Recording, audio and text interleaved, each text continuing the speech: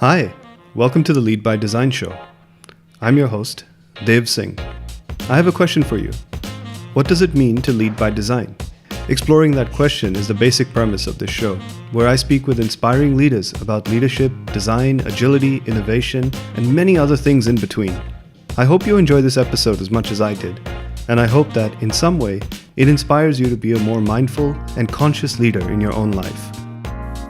Welcome everybody to another long-awaited episode of Lead by Design. I'm really excited to have someone I've been wanting to speak to in this kind of a context for many years now, Joseph Merz.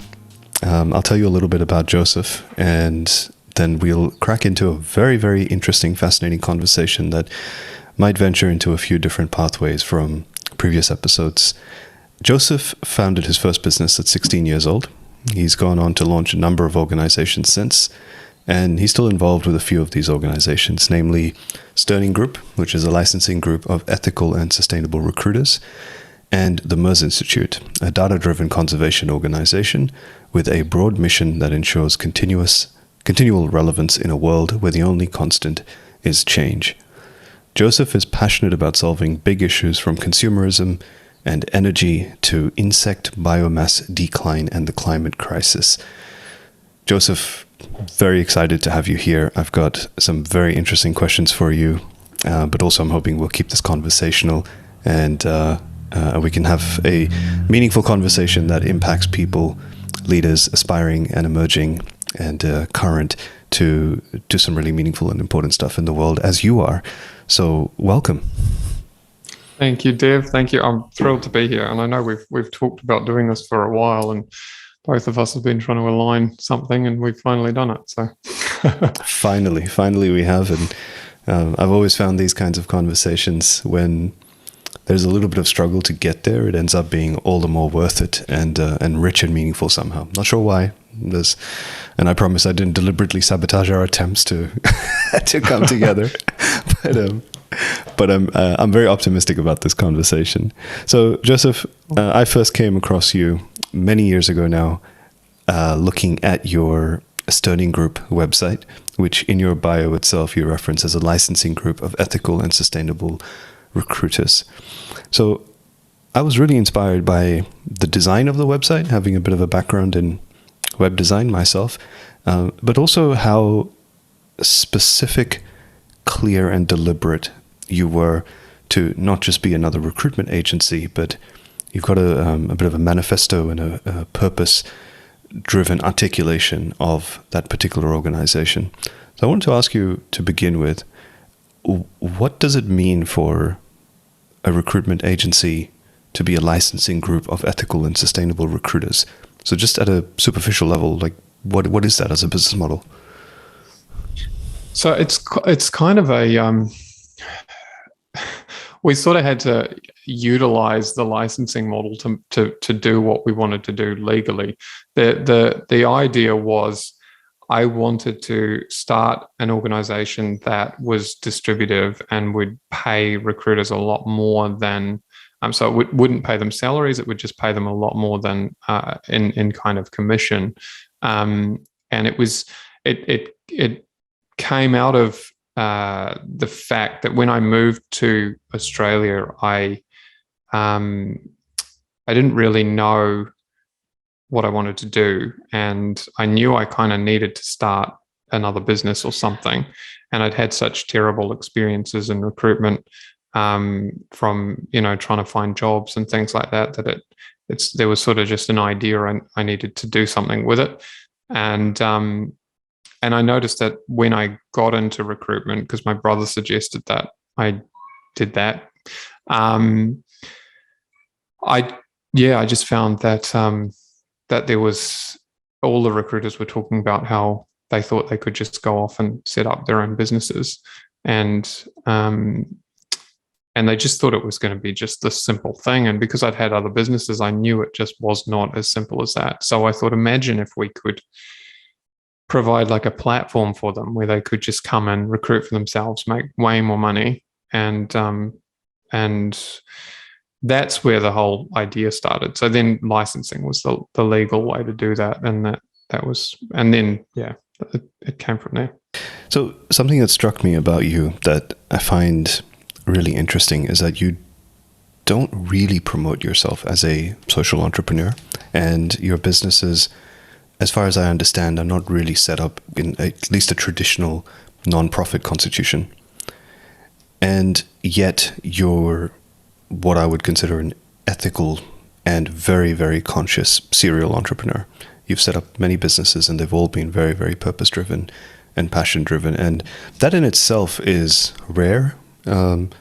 Anyway, I mean, it's rare enough to be entrepreneurial in the kind of businesses that you've set up, but it's also rare to be consistently ethically and consciously driven and then do a string of businesses with that ethos behind it.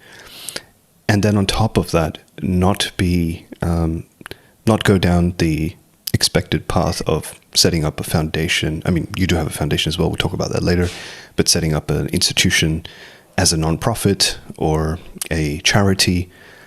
You found sort of different ways of doing this. I'm just wondering, was that a conscious thing, or is it something that you just found to be the intuitive way to do things on a case-by-case basis? How did you decide what kind of businesses to set up to drive those missions forward?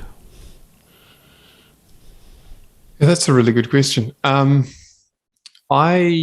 It was very much a conscious thing. I just noticed about the one thing I've been really good at all my life is seeing holes in things, and I could just see holes in lots of different areas, in different markets and industries and things like that.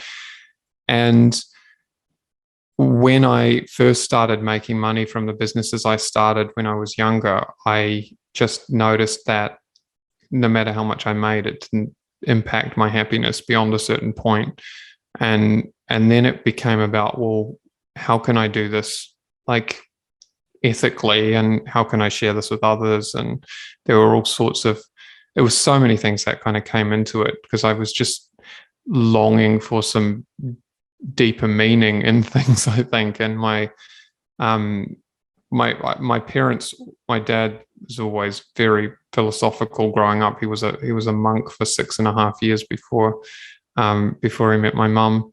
So, and he studied philosophy and theology, and so we grew up questioning everything all the time. And I think that is what made me stop and go, well, why am I doing this? Like, what's the ultimate goal? If I just keep making lots of money, am I gonna be happy? Is it, like, what's the point? And so that's when I started looking at better ways of doing things. And I got to a point where I actually don't believe there is really even a sustainable business in the way that we look at commercial businesses now. I don't think it's it has to fit into the capitalist model, and if it has to fit into that model, it's I just don't think it's really possible to kind of take it to that full idea of sustainable. So the way I see myself is with these organizations is kind of pushing the envelope as far as I can. And a lot of them now, people have just come to me, like I haven't set up, I don't have them on my own anymore, really, because people have sort of come out of the woodwork and wanted to get involved with us because they've heard of, the ethical mentality. And I think in a way it's become kind of popular to be in that category. So I've had to sort of keep an eye on that too, because some really not great organizations have tried to align themselves with what we're doing, just to kind of get the social credit or something, I guess. But to answer the first part of your question, I don't refer to myself as a social entrepreneur or even an entrepreneur. I hate that term now, and I think it's really it's just been ruined, like so many things. I think that it's just been thrown about so much, and I know that probably sounds quite extreme, but yeah, I kind of, I mean, even on I think I tried to write an about me on my LinkedIn profile, and I just couldn't leave any of it. It bothered me so much. So I think now all it says is, I'll probably remind you you're a primate or something like that, because Yeah, it's literally what it says. It's really, yeah, I found that really interesting.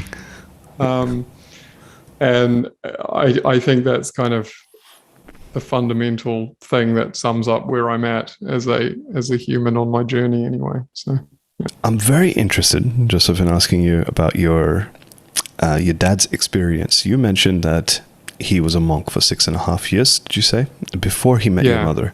And you said that had an influence on your changing from a capitalist model to... So there's obviously a few decades, perhaps maybe a couple of decades at least, of a gap in there, because you're saying that he was a monk before he met your mom, then he met your mom, then you were born at some point. Then it didn't have an influence on you to begin with, clearly, because you went into a standard entrepreneurial path, and then you changed. So how did the monk experience come back around and influence you? Was it a conversation with your father? Was it something that you discovered about his history? How did it come back into the picture after all those years? Yeah, I've never actually thought of it like that before, but you're right. I went very much into the traditional side and then moved away from it. And I think probably because I was so, despite my upbringing and despite, questioning everything, I needed to start somewhere in that world. And so I started where I saw the world operated, which was in this kind of Richard Branson space where, I mean, I read all of Richard Branson's books when I was a teenager, and I was obsessed with all that stuff and just I was just so genuinely interested in business. It wasn't, and by business, I mean, I just loved the idea of people wanting something that you had and that you created and using creativity. And I also loved the idea of not knowing. I was quite obsessed with money, and I loved the idea of not knowing,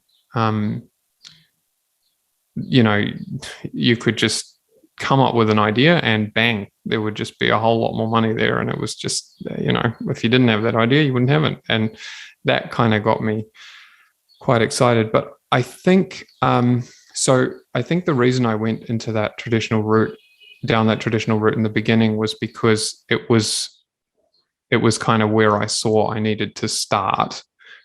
Because that's where the entrepreneurs were, and back then I wasn't opposed to the word.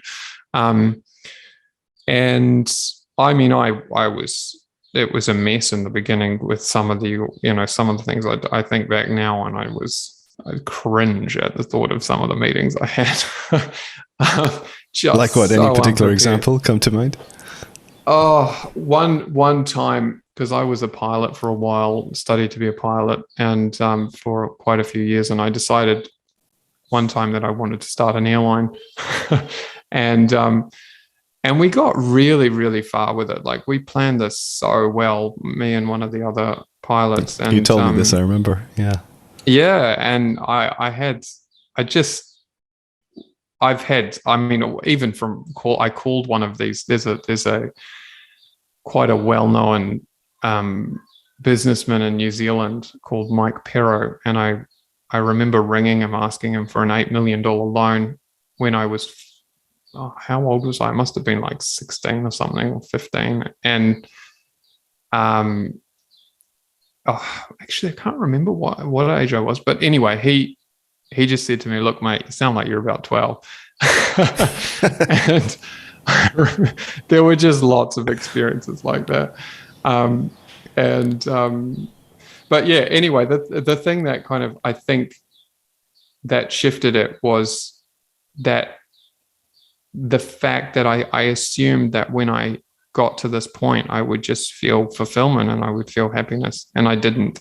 And so then I started, thinking more about the things that my dad used to talk about and my parents would talk about. And my dad was always about doing the right thing. Like, I remember once as a kid, we walked past this this mechanic shop, and like there was this just like an old nut on the ground. Well, not old, it was kind of a shiny new nut, but from something.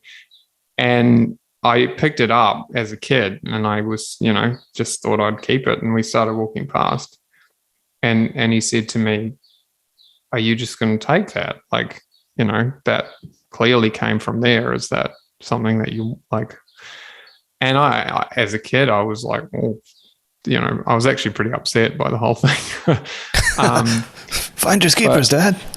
Yeah, pretty much. And I mean, it's just a little nut. Like, it's not like he's missing it. Well, maybe he was, but my dad clearly just wanted me to think about these things. And so I was brought up with this like idea that was the level that was expected kind of me. And so when I started searching for why I wasn't feeling fulfillment and all of that, I think I started going back through all of that, and it made me really start questioning the morals around the whole idea of just growth, and well, the ethical side of it, I should say.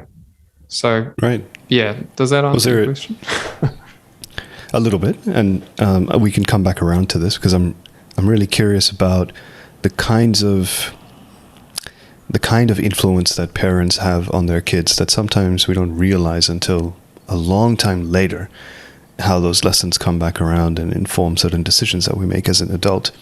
And this is very powerful in leadership generally, whether you're leading a team or leading an organization or a business or leading a mission to do something contributive as you do.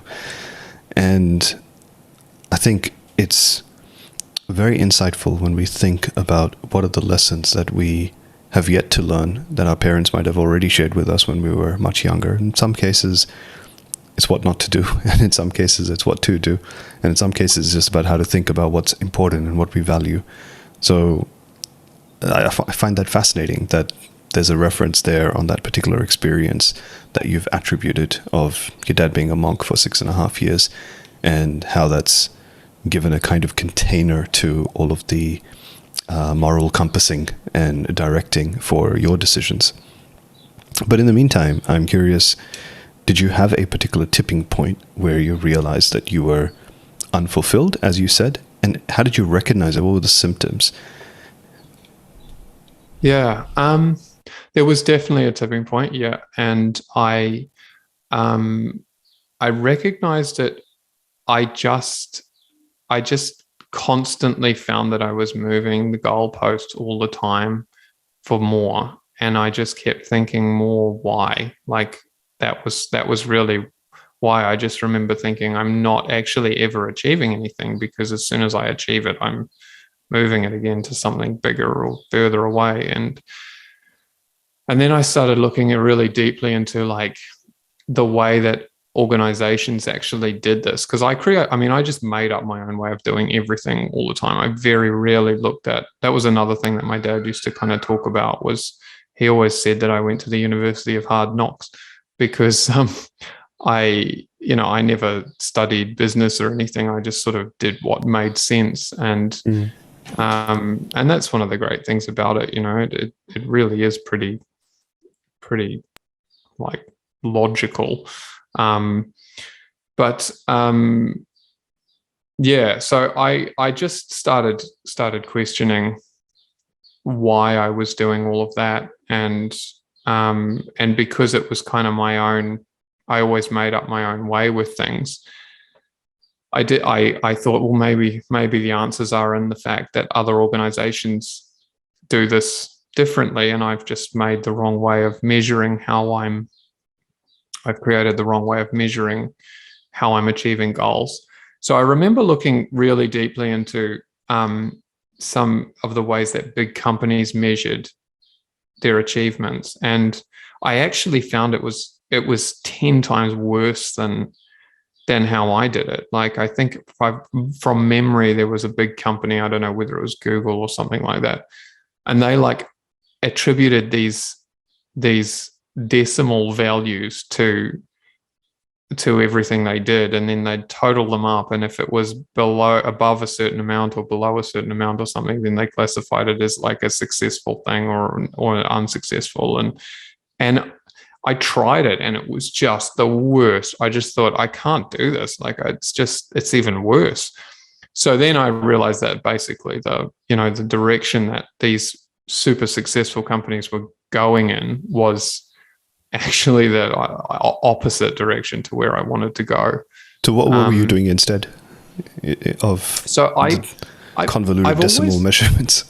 Yeah, I've always had and I've told this to so many people within the different organizations that we've worked with, but I've always had a really simple structure on how I manage everything. So obviously, as you get more organizations or involved with more organizations, it can be pretty overwhelming. And I had an amazing PA recently who's now gone to Singapore, and I really miss her, which is a shame. But she was honestly like just an extension. I could literally just hand something off to her, and I knew she would just do exactly what I would do. And in the absence of something like that, to be able to go back and still cope with the workload, and still have spare time and all of that with the number of organizations that we're involved in, I think to me that says that the system that I developed when I was really young actually works quite well. And the system is basically a book. So I have a book just a normal book. And at the front of the book, I just put a little like checkbox kind of thing, and I'll write what I want to do. And at the back of the book, I have a page for every different organization and the longish term goals. I never plan really long term. I very rarely plan longer than 3 months in advance, because I think it's actually just a waste of time. If you're trying to find enjoyment in business, then you shouldn't set long-term objectives, in my opinion. And so, so then in the back, there's for each different organization, there's a bunch of things that I want to achieve. And then that way I can quite easily flick between the front of the book and the back of the book and see if the kind of daily things that I'm writing down for myself are actually going to bring me to those things in the back. And I'll quite regularly, remove things from the back of the book and create new ones or shift them around depending on what's happening in the market, or depending on, where I want to go with things, or how it might help another part of the kind of organizational ecosystem, if you can call it that, without being blasphemous toward nature. But I think, so that's the system that and I mean, I've kind of adjusted it over the years slightly, but that's the basic idea in it, and it works really well. Okay. Very so simple. For those, it does sound very simple. It sounds very elegant. That's certainly one thing that I've appreciated over the past few years, how the simplest solutions can usually be the most effective, because you're not getting caught up in trying to manage and maintain the complexities of something that's overly sophisticated.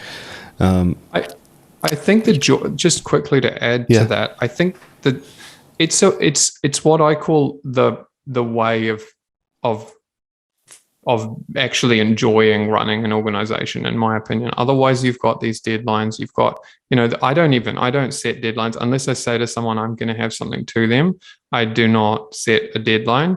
And what I do is I actually flick through the book and find the things I want to do that day. So depending on what I'm feeling like that day, there'll always be something in there that I want to tackle. And because there's no deadlines, it doesn't really matter. And because we're not chasing crazy growth all the time, it doesn't matter, because, it's still definitely fast enough to keep an organization afloat and, even keep that organization thriving. And it's enjoyable, because you're not doing, you don't sit down in the morning and go, I really don't feel like doing this today, but I have to because I got this deadline. So, yeah.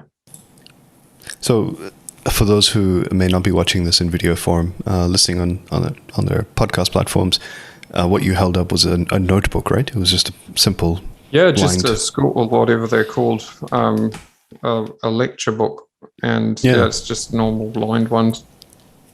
Yeah, that's amazing. And in essence, the principles that you're talking about really line up with a lot of the foundational principles of design thinking and agile, which may be quite jargonistic in your world, but a lot of the guests of this particular show and other guests that I've had on the show and the audience members will be familiar with these terms because they've become very prominent in industry, in schools and philosophies of management and project organization and delivery.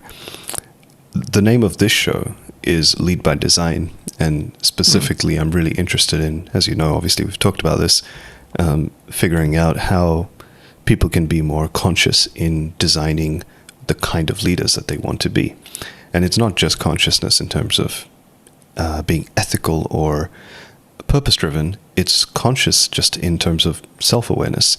And it sounds like that's something that you've got buckets load of, but in a really meaningful way, where you're not just aware of a overly sophisticated management style, but really you've got that practice of cutting down to the essentialism of how you're going to lead your businesses and your organizations. Is that something that you've deliberately cultivated, or has it just come to you naturally, or is it also something you've picked up from your exploratory philosophical conversations with your father? Where does that essentialism mentality come from? I think it came out of a few things, and I think part of it came from the fact that I was never very good at forcing myself into some of those other ways of operating. And, I'm familiar with design thinking and all of that, so that sort of stuff now. I wouldn't have been back then, but I think like the Google example or whatever that company was, when I tried it, it just didn't fit. It just did not fit with how I am as a person. And so I was looking for something. I know a number of CEOs of different organizations, some huge organizations, and I don't think my style would work for them. It might if they sort of went through some huge journey to find what real meaning was to them. And that might sound pretty arrogant to say that, and maybe real meaning to them is exactly what they're doing. But I think for the most part, we're pretty deluded in what in finding that, or thinking we know where the value is and where the meaning is in our own lives, because we've just got this narrative being reinforced all the time. And when you start having some success in that space, and if you've got a natural inclination toward wanting to maximize that, which I didn't, you would just go you'd go like a bat out of hell toward that, I can imagine. So for some of those people, that's probably just their natural kind of state. But sorry, I actually, my brain went off in that direction and I lost the question. So you remember that's okay. What it was? Sometimes that makes the most beautiful conversation pieces. Let me ask you the signature question of the show at this point, because I think it's a good place for it, and it'll help us branch off into some interesting directions. What does lead by design, or to lead by design, mean to you? How do you recognize it? You mentioned you interact and work with a lot of very big and influential people. Do you see some of them leading by design and some of them not leading by design, and how do you tell the difference?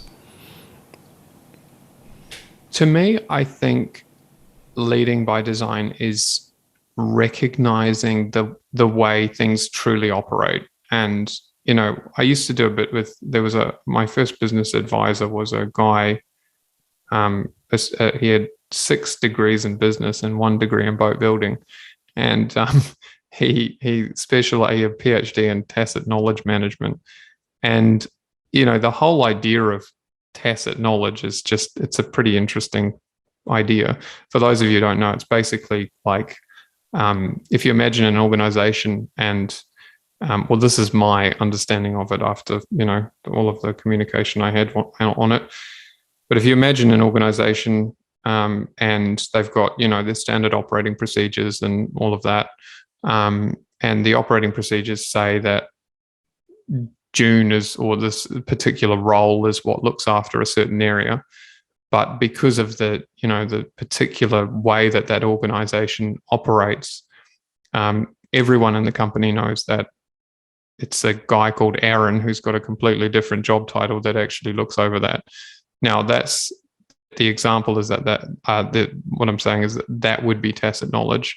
It's knowledge that's common in the organization, but there's no real record of it, and it doesn't actually match with what everyone would see looking from the outside.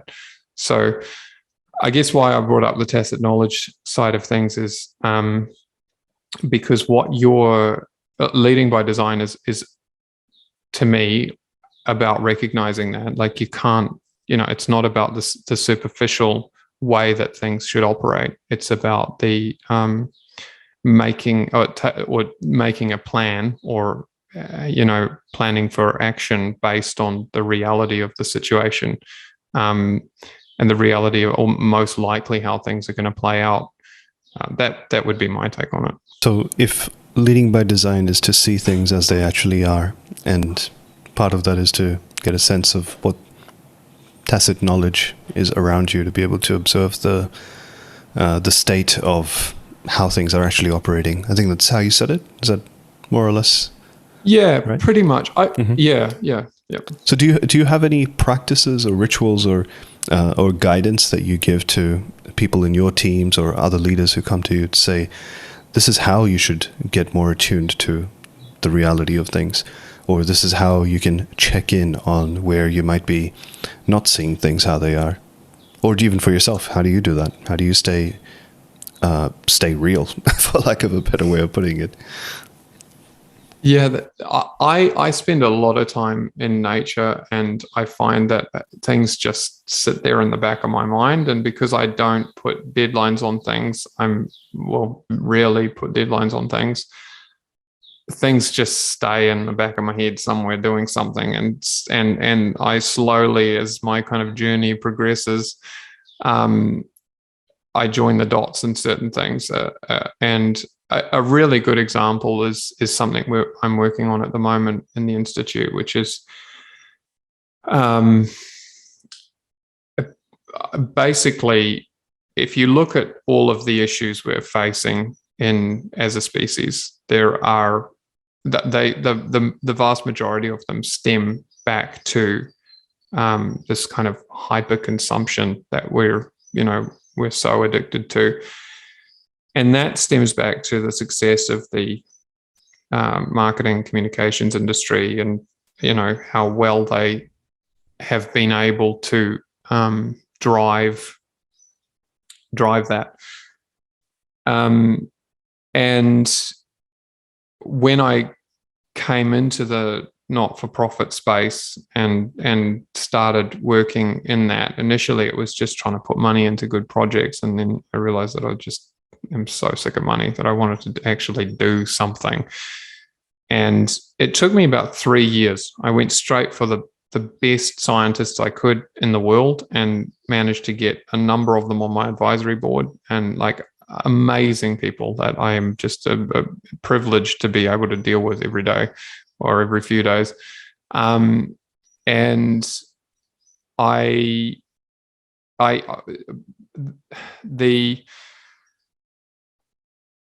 going straight to that, we were able to cut through, I reckon, years and years of searching for the reality of how things are happening, because there's so many different versions of it based on people's narratives and where you look. And it still took 3 years to work out where to start.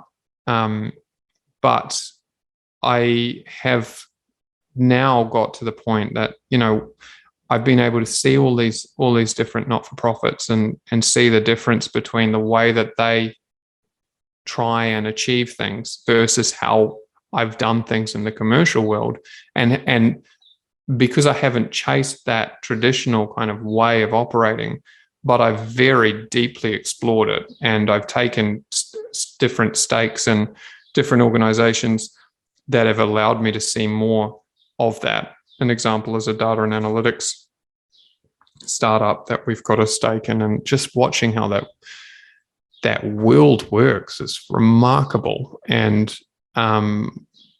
anyway, bit of a convoluted way of explaining it, but through that process, I've found, that not-for-profits have always been about increasing awareness. It's all about increasing awareness on these causes, and it's all about, conveying the facts and trying to get people to understand these things and then make behavioral change. And the real interesting part is that one of my advisors, a really wonderful organizational psychologist, told me very early on that information alone very rarely changes behavior. And you can see that that's what we're doing, though. We've been trying over and over and over again to do that. We're just throwing information at people, more information, and people know. A good number of people know what's going on. They feel incredibly uncomfortable about it. They want to do something about it, but they just can't bring themselves to the behavioral change because we're not driving behavioral change. We're informing people. And really, as organizations, what do we want to do? Are we out to actually, as a not-for-profit, are we trying to change their behavior or just inform people? And we've got a human behavior problem. It's not an information problem, in my opinion.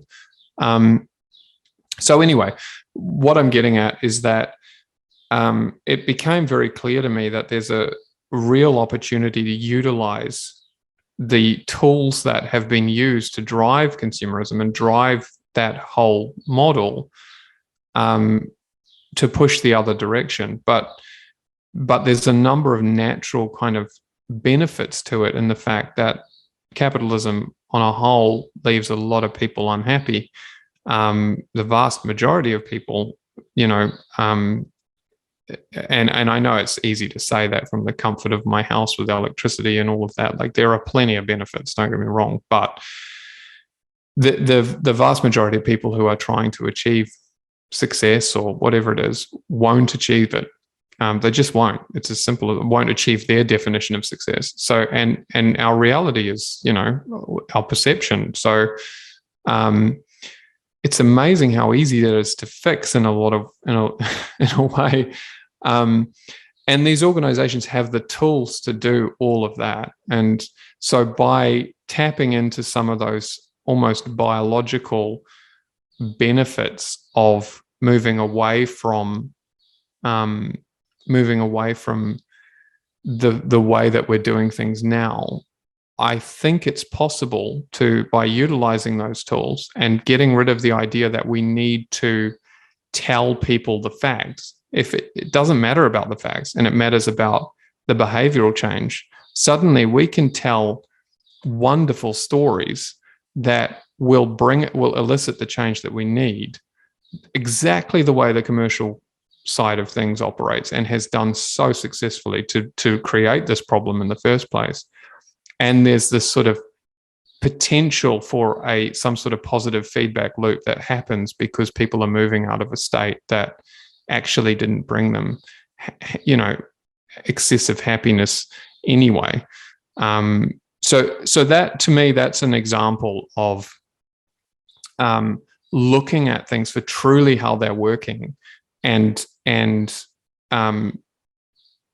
basically designing for having an impact based on the reality as opposed to the perception, if that makes sense.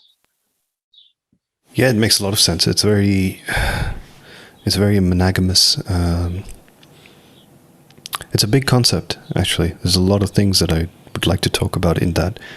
I really agree with what you've said and what you were advised, that information rarely alone rarely leads to behavioral change at that mass level anyway, unless there's some motivation for that change already there. I have the pleasure of working with some very, very intelligent environmental economists, and one of the very simple, almost elusive, obvious truths I picked up from a colleague of mine a few months ago was that ultimately, in the kind of capitalist world that we live in, we have market levers that adjust behavior.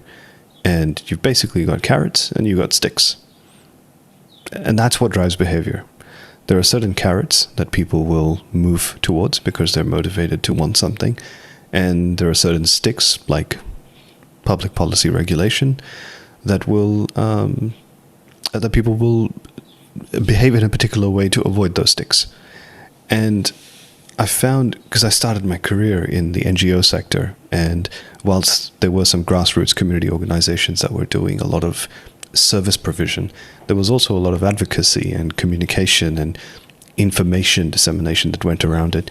And I had that question from a very young age, young in my career, I mean, about what's the point of this promotion if you're either preaching to the converted or the people who need to do something differently are going to be deafened by their own cognitive biases based on the information that you're sharing.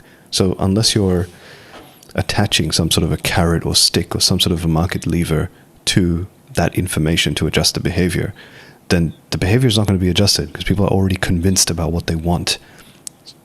I do think that sometimes you can have conversations that can change people's mind about what is a carrot to them or what is a stick for them. And you could argue that that comes with information, or at least it requires information fundamentally.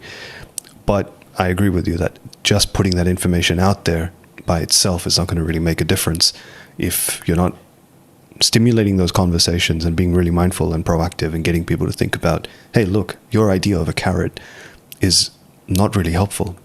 And you said something interesting in what you were saying about people are not going to be successful in at least their own definition of success. I really think a lot of people don't actually have their own definition of success these days. And, you know, not their own. They just adopt one and think it's their own. In my opinion. Yeah, no, exactly. That's what I'm getting at as well. It's an off-the-shelf package that might be ready, available, and they'll be like, oh yeah, that sort of makes sense. I'll pick that. And either it's because that seems like a fun version of success, or it seems like the kind of version of success that my parents will be proud of. But there isn't a lot of thought put to taking that selection and then even maybe modifying it, which is exactly what your story reflects, that you had a version of success and then over time you realized that that definition of success is not working for you, so you adapted it and you modified it. Can I just really quickly say something on the point that you made before, because I think it's really take as much time as you like. You don't have to say it quickly.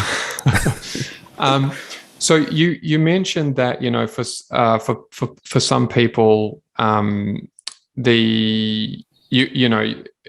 information will change behavior, and you're right. There is I don't know what that number is, but in my experience, it's probably like around 5% or something. Like, I don't think it's a lot of people, but that's just me picking a number out of thin air based on anecdotes. So the other thing about it is that it takes time. It's a journey that they have to be willing to go on. And I think right now, the reason I haven't bothered with it, and I don't think we've got time to pursue it in the not-for-profit sector, is because we just literally don't have time. Like, we do not, based on the science. And I often say this, if I think people knew the conversations that we had with some of these scientists, and, they would just be absolutely terrified. So I don't think we have time for that.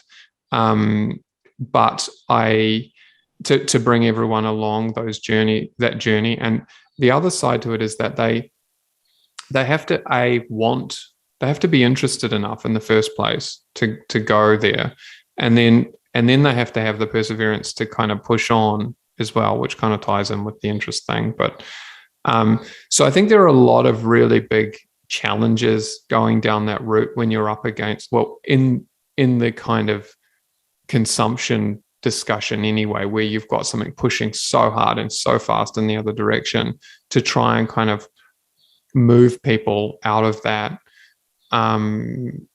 purely based on those traits.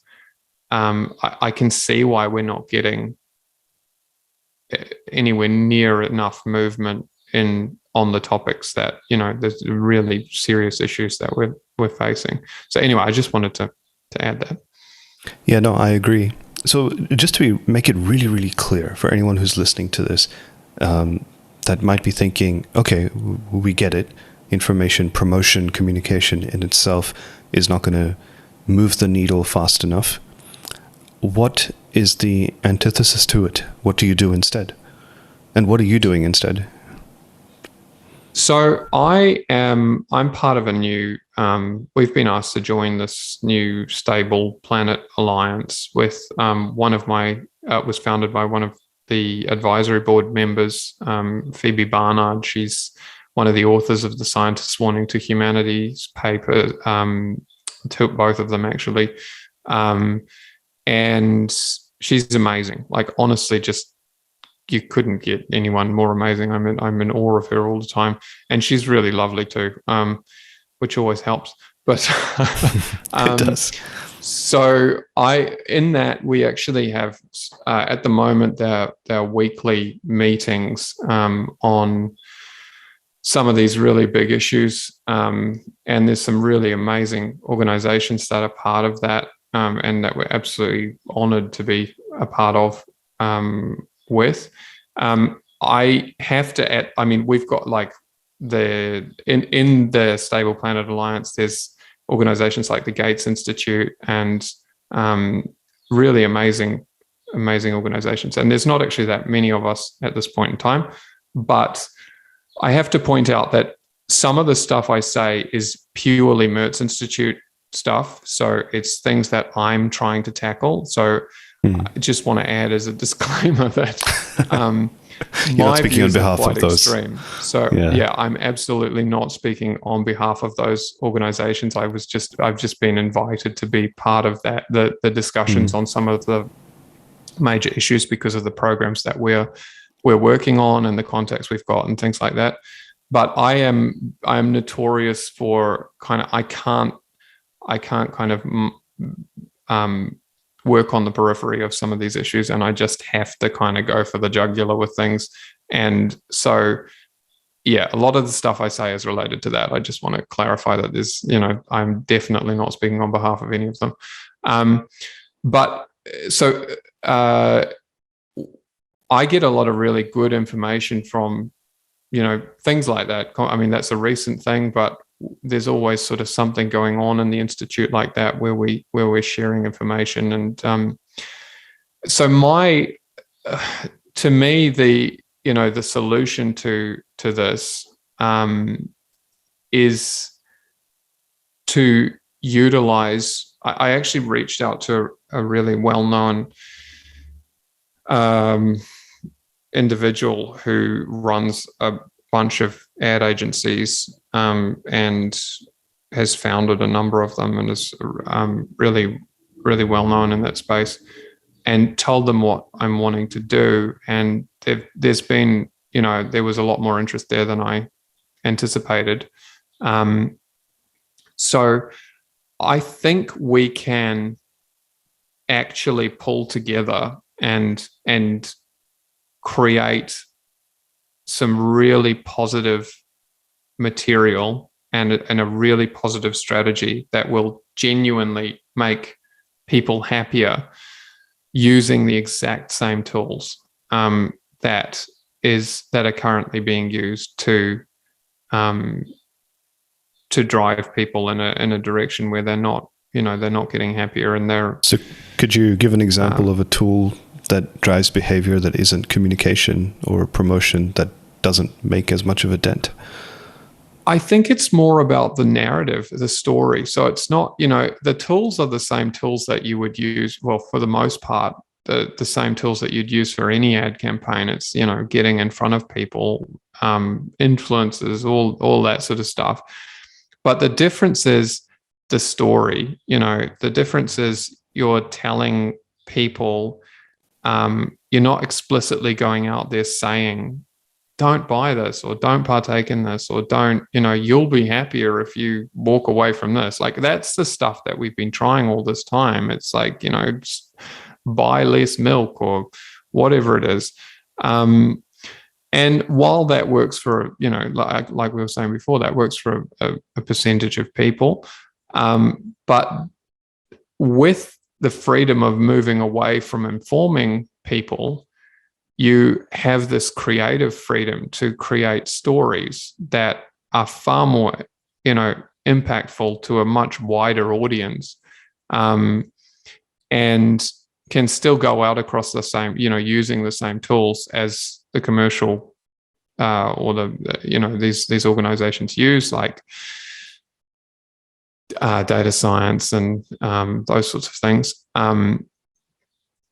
But suddenly, as soon as you let go of that need to inform, which is so heavily tied up in any kind of not-for-profit. When we registered as a charity in New Zealand, we had to put down all these purposes on the registration, and our lawyers were amazing. Like, we've got a really good lawyer here for that, and he was really good with guiding things. And but the thing that kind of struck me even then was it was just all about education. It had to be about, we needed to just prioritize education. We needed to inform people and educate and raise awareness. And it wasn't about making change. It didn't say we will drive behavioral change in, it was all about raising awareness, assuming that, the impact will follow. And that's an assumption that is just, it's wrong. And at the end of the day, what is the purpose of informing anyone on any of these topics? Is it just to raise awareness? And why would you raise awareness if it wasn't to try and change behavior? So, and I don't think, anyway, yeah. So this makes me think of the concept of outcomes over outputs. I think there's a book by that name as well, and it gets talked about quite a bit in product management and the world of agile and those kinds of disciplines again. And the idea is that as we move towards a world that is a little bit more thoughtful in thinking about the impact of doing things as opposed to just serving bureaucratic machines, you don't want to get hung up and stuck on just thinking about the outputs that you're producing, but what are the outcomes of those outputs? So it sounds really similar to me, what you're saying, which is it's not that there's a problem with communication materials or information. It's that if you get stuck at we're just going to educate and not be mindful of the intent of what is the behavior change that communication, information, piece of advertising collateral campaign is going to drive, then the narrative can fall flat because you might be talking to the wrong audience, you might not be communicating in the right language, and you won't drive behavior change. You're just going to, as we were talking about earlier, you'll end up either preaching to the converted, or everyone's cognitive biases will get in the way of actually doing anything about believing or listening really to what it is that you might have to say. I think absolutely. And I think it's kind of just been it's kind of like just the poor man's version of advertising to this point. Like, that's just, what do you do when you want to advertise something? You just say what it is that you want to talk about. But because there's been such a huge return on investment from a commercial perspective, there's been a lot of investment in that kind of space. And so you've got this two completely different kind of versions that are trying to do the same thing. They're both trying, like all of these organizations are trying to drive change, but they just, anyway, it's quite a, I'm really genuinely excited about it. And I feel like there's actually, I couldn't have honestly told you that I had any real hope. As much as I don't know where Jane Goodall gets her hope from, but well, actually I do. She thinks it's all the younger generations. But I couldn't have honestly told you that I had hope for a lot of these things, even 6 months ago. But as this kind of has developed in my own head, and it seems simple now. Like you look at it now and you just think, oh, that's obvious. But they're just kind of two different worlds, the commercial and the not-for-profit. Like so. Yeah, I think that I've always advocated for this. I actually ran I designed and ran a 2-day seminar when I was working in the NGO sector, and it was called Branding, Marketing and Communications for Nonprofits. And it was quite successful by various measures, not in a commercial sense, but the intention behind it was to have an impact on a lot of grassroots community organizations that were nonprofits or NGOs, to say there's a lot you can learn from commercial organizations, because whilst you might feel like your intentions are more, for lack of a better word, noble or righteous or morally better, the fact is that commercial organizations are doing branding, marketing, and communications more effectively. They actually work. They're able to sell things. People buy into products. People buy into consumerism. People buy into capitalism. Why can't people buy into social justice? Why can't people buy into environmental preservation? Why can't people buy into conservation activism? Why can't people buy into these things? And by buying into it, I mean actually taking some action, following some call to action where the behavior is changing in a sustainable way. But it's funny when really, yeah, of course, go ahead. Sorry, I was just going to say, I really think the big difference there is the fact that with all of those, like I completely agree with what you're saying about what you were doing, and I think that's lacking for so many organizations. But I think it is that mentality that they have to be conveying the facts. They have to be conveying the science. They have to be conveying, how to save a tiger. Don't buy this, don't buy that. Like that's, it's so entrenched in the idea of what they're about that any kind of marketing is still quite blatantly saying that. And I think what I'm really interested to explore is completely throwing that out and going, what is the story that we are going to tell? It could be anything. What is the story we're going to tell that will drive that change? It doesn't even, I think once the behavioral change has happened and we're actually making some progress in a particular way, I think there's plenty of time for actually informing the reasons behind and all of that. But anyway, yeah. So do you have any of those stories? Have you figured any of the story out that we should be telling? I haven't, no.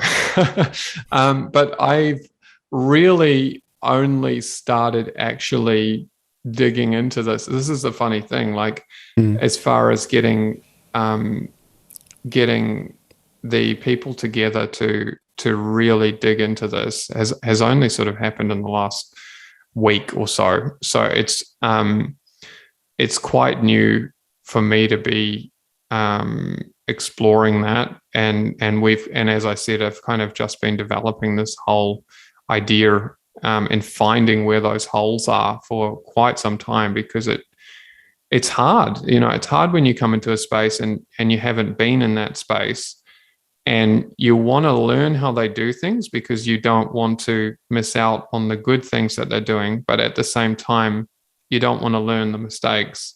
And I think maybe that's why it was possibly easier for me to see, because I feel like that was why we were successful in the recruitment industry, was because I came from somewhere like I'd only recruited for like 8 months or something before I started the business, or maybe a year or something. So I was really had no idea what I was doing. And I think not knowing what you're doing kind of often makes you really sometimes get an edge on things anyway, because in the long run, I mean, so you kind of go, oh, there's a, why aren't we doing it like that? But yeah. Yeah, well, it's admirable that you've got a combination of curiosity and resourcefulness behind that. I think a lot of people go in with a lot of answers, and those answers are not based on anything. So they don't really know what they're doing, but they'll convince themselves that their creativity will be enough without necessarily going and exploring and figuring out what might work and where can they learn from. And that doesn't work, because you just sort of go down a deeper and deeper spiral of arrogance, really. And I think there's layers of that too. Like, I mean, I might be at a layer of that right now and break through and realize that this is just a whole other level of naivety that I'm sitting on right now. And that's happened to me plenty of times too. But again, that's kind of where I know that the problem with no deadlines in this situation is that, we really do have a deadline, and it's a big one, and it's looming, and it's kind of shifting as well all the time, I think. So, but being able to walk away from something and let it sit and think about it and develop it without sort of sitting there working on it in a stressed way every day, I think that's, we'll get to the bottom of it. It might take a while, but, and maybe there's 10 more layers of naivety to get through for me, but we'll find out. Fingers crossed. A couple of minutes ago, Joseph, you mentioned that you almost like you caught yourself by surprise that you have this hope, and 6 months ago you wouldn't have been that hopeful. I remember a few weeks ago we were having a chat, and we were talking about your I don't know if you'd call it pessimism or cynicism about how likely is it that things can actually change to change towards a solution, like to actually solve some of these really big problems. And I wanted to ask you this question before we were speaking earlier today. And then I thought, oh, maybe that question's not as relevant anymore. But I actually think it's even more relevant now, which is, how do you keep your momentum going without having a sense of conviction, not just hope, but conviction that you can solve these problems? Because you have a number of businesses. And by the way, I'd love to know how many organizations are there in that ecosystem, because you alluded to it, but in your bio itself, you only referenced Sterling Group and the Merz Institute. So I'm curious if you don't mind sharing what are they all? I think there's 5 off the top of my head at the moment, maybe 4. So I've sold one not that long ago, and yeah. But there's a do you want me to tell you now? Or? Yeah, go for it. I'm curious. Yeah. Okay. Cool. I'm sure a lot of people will be curious. So there's Sterling Group.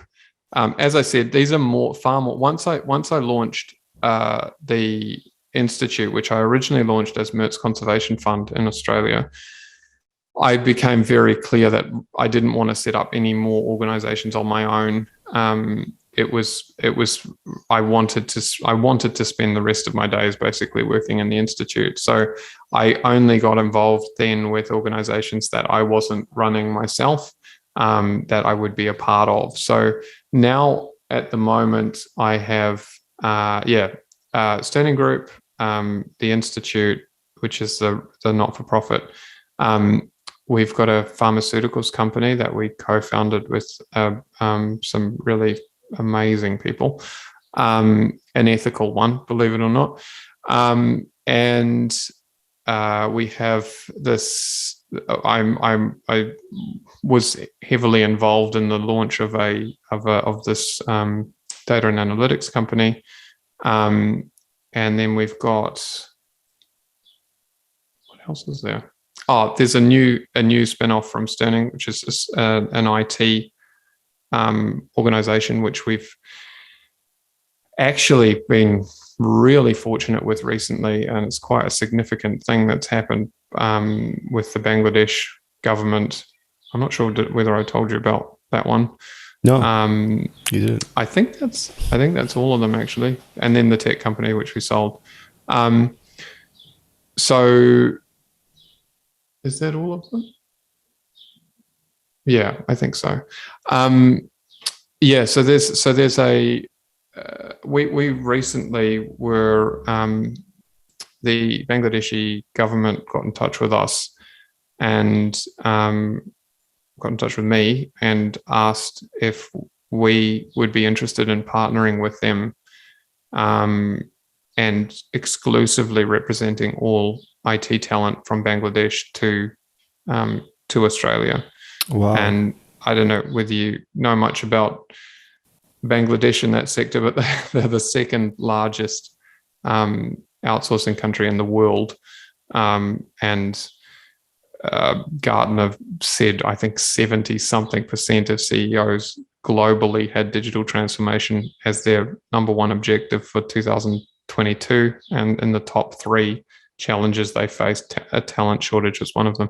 So I think it's reasonably safe to say that it's going to be a pretty busy 2022 for that. Wow, that's amazing. Congratulations. Yeah, it's very exciting. Thank you. I'm actually not even sure whether we're allowed to announce it, actually. I've just realized because they're flying to Sydney to sign the agreement in January. All right, maybe let me know later and I'll edit this out if we need to. Yeah, okay. But it's so it's fully supported by the Bangladeshi government, and the reason I know it sounds like an incredibly kind of capitalist driving thing for me to get involved in. The reason I'm really keen to do it is I think we can have a significant impact on these people's lives. We've kind of run basic figures, and we've worked out that we can pay them beyond what the best salaries they would get in Bangladesh and still make money as an organization. And the money that we would make would still be good enough to do a lot within the institute. So, and the people we've been dealing with at the Bangladesh High Commission in Canberra have just been so lovely. I've just really enjoyed the whole process. So I'm very excited about that. And I like that stage. It's the building stage again. And I always really enjoy that. I get, after, actually that was a piece of advice that one of my, that business advisor, the first advisor in business I mentioned, told me when I would have been about 15. And he said to me, you are going to destroy every business you build all through your life if you don't hand it over to someone else to run, basically. Because I am so interested in changing things all the time. And he's been absolutely right. Like there've been a number of businesses that have kind of ended up like that no one would even know, because I've just fiddled with them for so long that things have just fallen to pieces again. But it's all been a learning curve. And so with this, that this is something that I'm really excited about, and I've got that now. I've got that kind of down pat with the whole where my level of involvement should be and the parts that I'm best at, and handing that off. But that took a long time to find those answers. Yeah. So they're the organizations at the moment, and they could change at any time. That is fascinating. Thank you for sharing that. So circling back around to my question, how do you stay driven or motivated to keep moving forward when you don't necessarily have the optimism of being able to solve these big problems that really matter?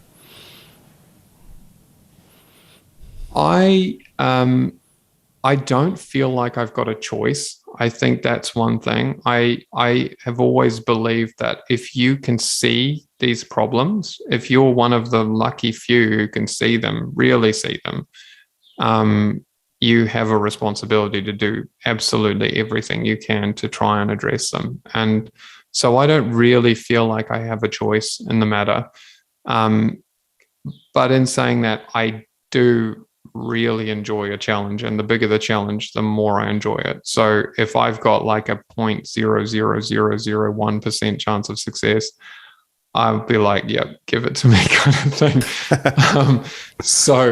And knowing full well that I could dedicate my life to something and not even move the needle at all.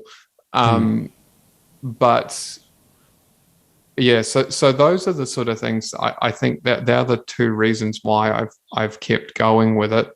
And I think the thing that you have to kind of be mindful of in this space, as far as motivations go, is you go through so much depression with so many of the different disciplines. Like when you start digging into the science in all these different areas, it's so overwhelming that you get so depressed that I think I don't know the psychology behind it, but I think, and I'm just speaking for me. Well, actually, no, I'm speaking for a few other people that I'm talking about a number of people I've met as well that this has happened for. But I think there might be some kind of psychological thing that happens where you actually try and attach to the negative outcome. Like you feel like, okay, you almost want it to happen, so you've got some certainty on outcome. Like you go, okay, well, it's all just going to fall to pieces because that's what I've accepted now. And then you almost don't want the hope, because that means you kind of go through this whole roller coaster ride again of, yeah, it's possible, or, it's all going to be good. Whereas if you just, I remember one of the guys in Sterling once said to me that he'd worked out how to be happy. And it was that you just always planned for the absolute, just always expect the worst and you'll never be disappointed. And I remember I just laughed at the time and I thought, oh my God, what a place to be.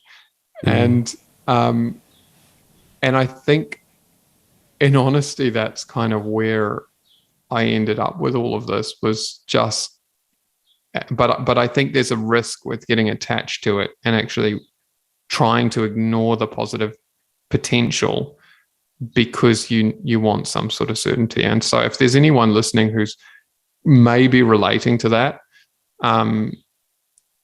I just want to say that dig into it, because I think we don't want to miss any opportunities because we're hung up on an outcome because of some, I don't know, it might be some cognitive bias or something that's driving it. We're making enough mistakes because of cognitive biases, by the way. But I think, anyway, that's it.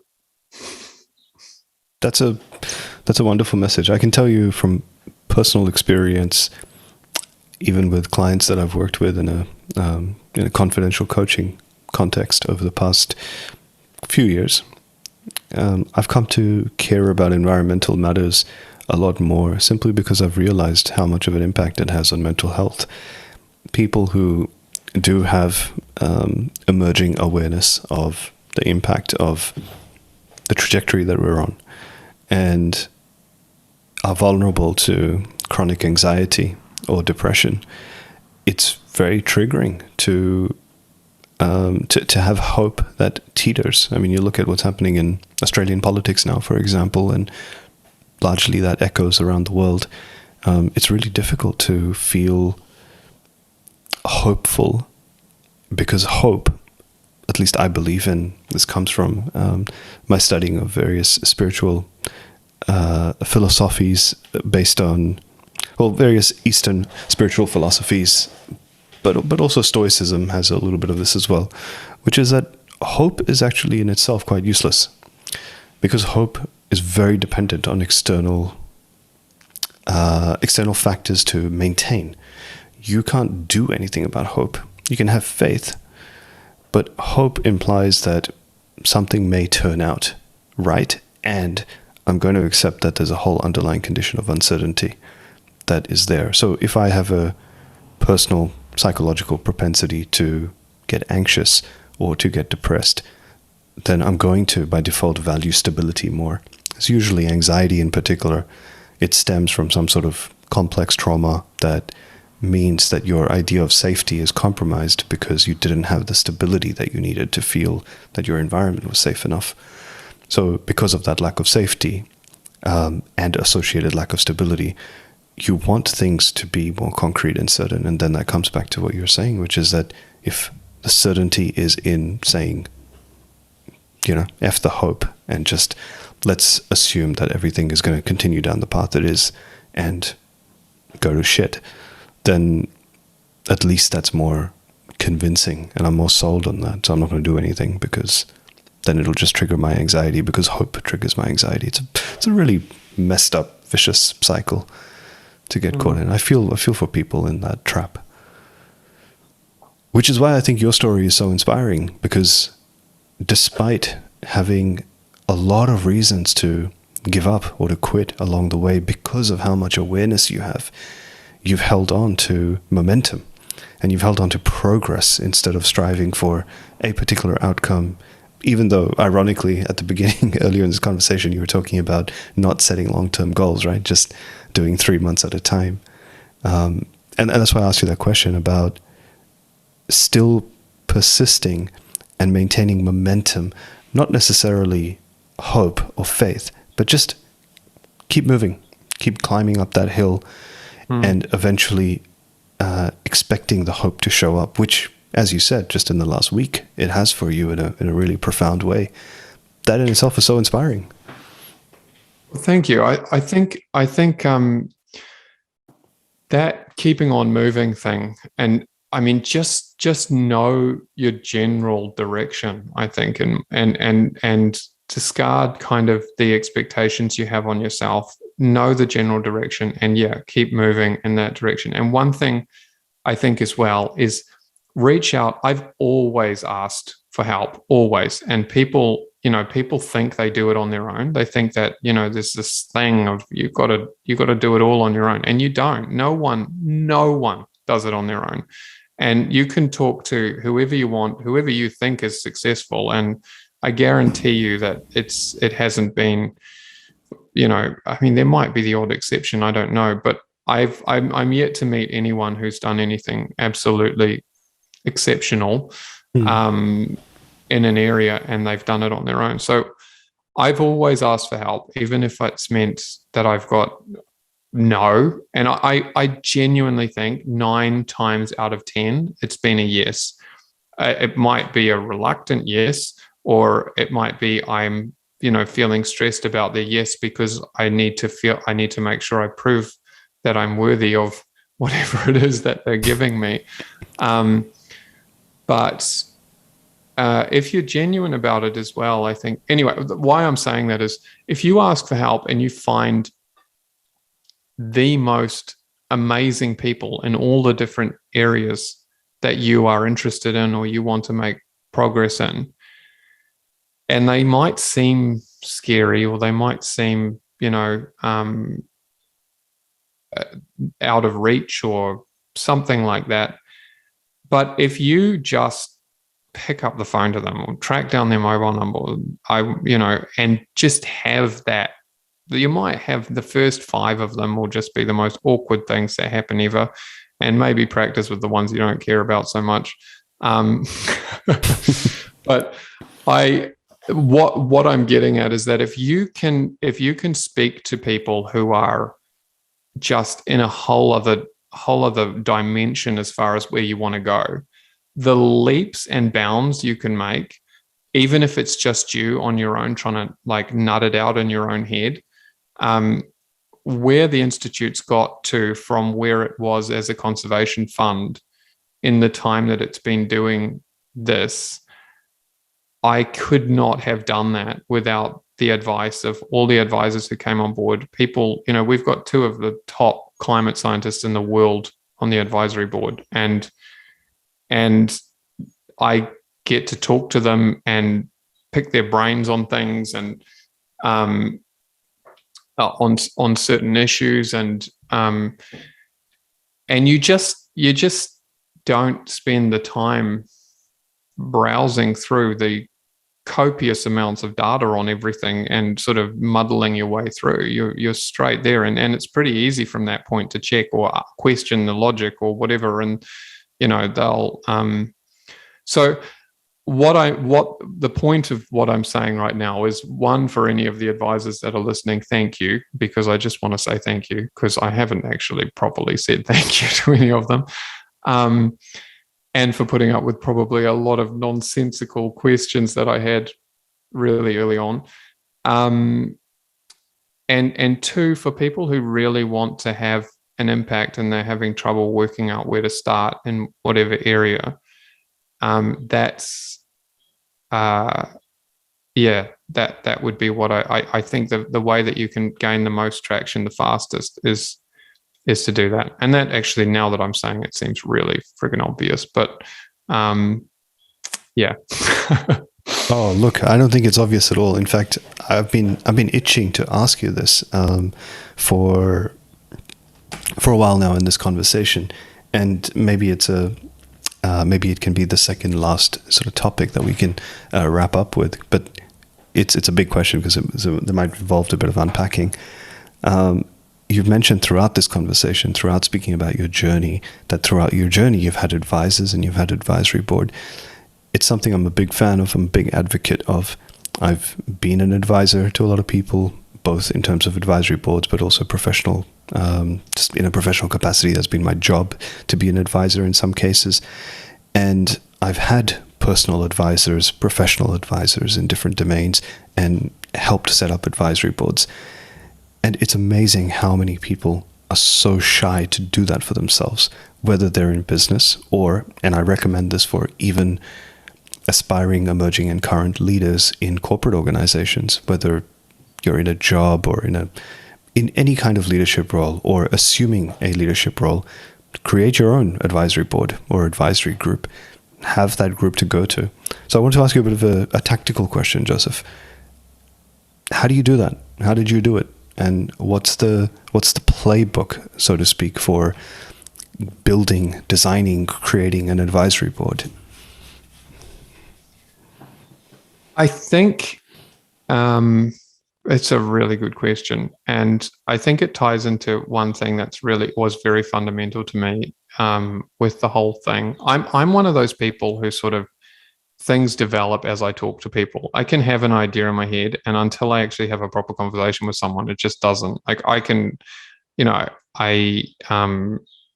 one of the things, I kind of knew the direction I wanted to go with this, but one thing that didn't really drop until quite late in the game was the importance of quality data. Like, if I suddenly sort of realized it all depends on how accurate the data is that I'm getting, because I make decisions on that all the time. This was something that came to me when I was running I think it was when I'd first launched Sterning, and I thought, if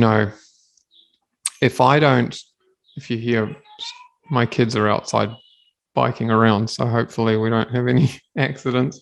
But I think when I realized the importance of that, which again seems really obvious now, but if you're getting bad data, you're making bad decisions. It's as simple as that, in my opinion. Well, it's just luck whether you make a good one. So you need to be getting really quality data to make your decisions on. And in an organization, the way that I worked out to do that was to create safety. It was always about, you had to have an environment that was incredibly safe for people. So that means if you've got some guy that's, making jokes and it's all lighthearted, but it's making some of the team feel uncomfortable or unsafe, they might not even say anything. But if you think that that's happening, that's a potential threat to the data you're getting, because if they don't feel safe, they're not going to be honest with you. And if they're not honest with you, then you've got bad data. So on how to run your organization, how to make decisions. Because if you don't have it as well, if you don't have a team that's happy and cohesive and all of that, then you've got real issues. So I just wanted to say that on the importance of quality information coming to you, and in an organization that, again, that's probably quite obvious to a lot of people, but it's something that's so easily forgotten, because people think, oh, well, it's just a joke, or he's just like that, or she's just like that. But that's not just a threat to, the relationship between those two people in your organization. It could be huge, and it could cause all sorts of issues with any information you're getting. And I always say a good example of that is, if you think about an employee who feels safe versus an employee who doesn't feel safe, and you ask them what they want out of the organization, they'll give you very different answers. One might tell you about the goals they have as a family, and or they might tell you that they don't want to be there that long. They want to be, they don't see themselves there for a long period of time, because they feel totally safe to tell you that, and that is fine. But otherwise, the other one might tell you, that they're going to be there and they want to build themselves up, and they want to, all this stuff that they think you want to hear. So anyway, yeah, that's a really good example, in my opinion, of the importance of good data. And you will get that from an advisory board if you get the right one. The other thing I wanted to say was, if you do want to build an advisory board, and in my experience, the way to do it is to get as far as you can. You might need to get sort of different stages if it's a space that you've never been in before, because you'll need to. You can't always, depending on who the person is, you can't always go straight to the top, even though that's kind of what I just said, because you need to make some sense. Like, there needs to be some reason why these people are actually going to give you their time, because they're probably on 10 other advisory boards. And they're probably lecturing all the time and being interviewed and going off and doing all sorts of things. So, So I think you have to kind of don't just assume that. In some cases, you might be able to gauge the person, and you realize they're the sort of person who actually just really wants to nurture anyone that they see any kind of interest in that space. But for the most part, I think these people are incredibly busy. And if you think about what you do when you're really busy with someone who contacts you, and you think, oh my gosh, I just don't have time to do that, you might get unnecessary knockbacks. So that, anyway, that's I used that kind of thinking before I put my advisory board together. And I don't think we've had one person turn down a position on the advisory board. So we've been pretty lucky with it. And I think that's partly why. So if you don't mind, could we take a step back to thinking about someone listening to this who says, okay, I'm sold on the idea that there's a lot of value to my leadership to have an advisory board. I want to think about, who should I reach out to? How do I think about the makeup of the different kinds of advisors that I should think about having on that board? I'm probably the wrong person to ask that, to be honest. Ask that question to, because I'm. Well, how did you pick and choose? Okay. Well, I want to know everything. So I am truly just like, if I see anything and it even tickles my interest in any way, I'll just be straight for it. Like, so. I only really want to work in the spaces that I'm interested in, and as I learn more about different spaces, I get more and more interested in things. And my biggest problem is triaging the problems, because there are so many things to be focusing on. And so for me, it's everything. Like, honestly, if I see anyone and it's a space that interests me, I will bring them in. And part of that is because I'm not focused on results instantly. It's all information. That's all part of this whole journey that I'm on, and how things kind of formulate in my head, and then how that eventuates into actual action, be it an organization or some alliance or some whatever it is. So again, I think it kind of comes back to taking that pressure of time out of things, so that you're sort of following what you're interested in. And if you've got a particular problem in a particular area, again, I'd look at, problems. It's driven by the problems you're wanting to solve as well, which again, for me, it very much was. There are very clear issues all over the place. And who are the people who know the most about these and can give me the most facts, the best, quality data about it. It reminds me of something that I don't remember who said it, but it may have been Elon Musk. And it was something along the lines of always start from a place of absolute truth. And again, that kind of might seem obvious, but it's very easy for us to want to start from something that's of interest. Like, just go, oh yeah, this is how I think it is, and it's interesting to me, so I'm gonna build from there. But you always have to check that too. It might be in an area that you're interested in, but there's often fundamental kind of assumptions based on all sorts of things. So I would look at the types of advisors that you want, from who can give you those absolute truths as well, to kind of build from. It's just all about quality data. It really all just comes back to that. Like, who can give you the cleanest information, and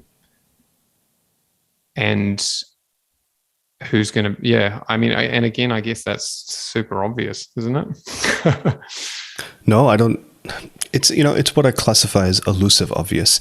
It's obvious when you say it, but it eludes people because perhaps they don't think about it until they come across conversations like this. So I think it's worth stating the obvious sometimes, and some people are afraid of doing that. What I take from what you're sharing is that it's really I'm just thinking about this now based on what you've said, that it's really valuable to think about advisors who have a really good understanding and can give you, as you've said, data, good quality data about the problem, not just advisors who are solving that problem somewhere. And I'm thinking back to all of the people who I know who have created advisory boards, and then they haven't been the best in using them. And it's been because their motivations have been about either, let's create a group of people that sound really impressive that we can put on the website to say this is our advisory board, and they don't necessarily have access to them, but they just have their permission to put their profiles in a group, and it sounds impressive and it lends weight to the brand credibility, which is okay. I mean, I guess that's a thing as well. And if they're saying that we're advisors and we can have a conversation with you once a year, I guess it's not dishonest, but it's not really getting the most of having advisors that you can actually leverage. And then the other thing is people just don't know what to ask of their advisors. And I've been in situations as well where I've said, yep, I'm formally on board to be a voluntary advisor, or even in some cases a professional advisor where I'm getting paid a retainer, and nobody asks me anything. They don't. They just continue on in their assumptions.